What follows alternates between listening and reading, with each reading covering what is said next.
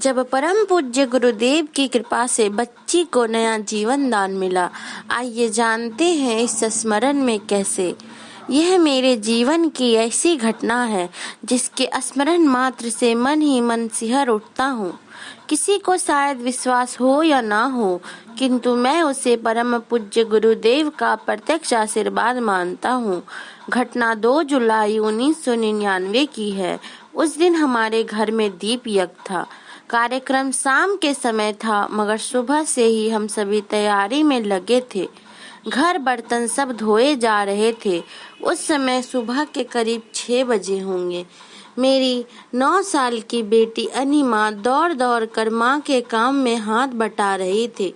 किसी काम से उसकी माँ ने उसे पड़ोसी के यहाँ भेजा। घर के सामने बिजली का एक खंभा था। उस दिन उसमें करंट आ रहा था। बच्ची इस बात से अनजान थी। असावधानी बस खंभा उसे छू गया। छूते ही बच्ची करंट के चपेट में आ गई। अचानक पड़ोसी लल्लऊ सिंह गौर और उनकी पत्नी की पुकार सुनी। वे चिल्लाकर कह रहे थे, बच्ची को करंट लग गया, जल्दी दौड़ो। हम जल्दी से निकल आए। देखा घर के सामने बिजली के खंभे के साथ चिपक कर वो खड़ी है। आंखें फटी की फटी रह गई।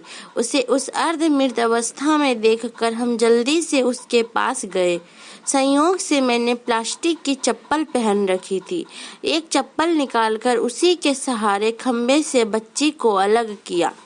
तब तक मेरी धर्म पत्नी भी आ गई। बच्ची को इस तरह अचेत अवस्था में देख वो रोने लगी। ये सब देख मैं घबरा गया। पत्नी को संभालूं या बच्ची को लेकर डॉक्टर के पास जाऊं। मन में सोचा, गुरुजी की अजीब परीक्षा लेते हैं। आज शाम को घर में पूजा है और इधर ये परिस्थिति आन पड़ी। फिर अचानक न जाने कहां से मेरे अंदर स्फूर्ति आई। पूरे विश्वास के साथ मैंने धर्मपत्नी से कहा, गुरुजी को याद करो, गायत्री मंत्र का जप करो, सब अच्छा होगा। पत्नी को शांत कराकर मैं बच्ची के उपचार में लग गया। करंट लगने के जो भी उपचार होते हैं वो सब पड़ोसियों की मदद से कर रहा था। कोई प्रभाव न होता देख मेरी प्रार्थना और आकुल होती गई। करीब 10-15 मिनट बाद उसे होश आया। वो जोर से चिल्लाई। उसे होश में आई देख जल्दी से डॉक्टर भगवती प्रसाद शुक्ला जी के पास ले गया। वहाँ 2-3 घंटे के उपचार के बाद वह स्वस्थ हो गई। उसे लेकर घर वापस आया तो देखा धर्म पत्नी सब काम छोड़कर प्रार्थना में तल्लीन है।